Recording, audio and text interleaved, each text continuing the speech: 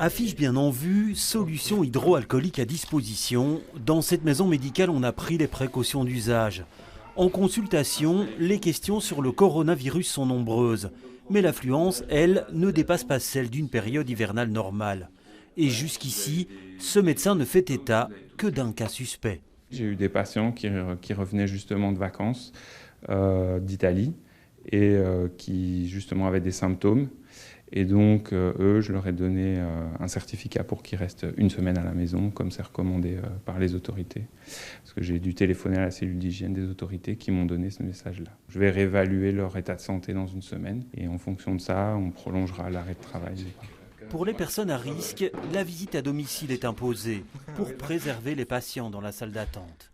Dans son cabinet, il ne porte pas de masque. Ceux dont il dispose ne sont d'ailleurs pas les plus adaptés.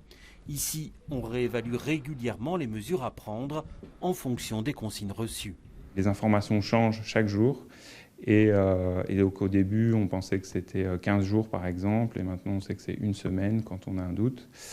Au début, on pensait qu'on allait faire des tests nous-mêmes en consultation, mais en fait c'est uniquement aux urgences.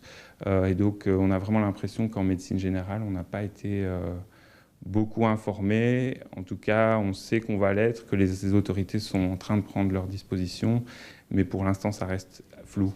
Ce médecin s'attend à une augmentation du nombre de cas dans les jours qui viennent et à devoir prendre de nouvelles mesures pour limiter les risques de contamination.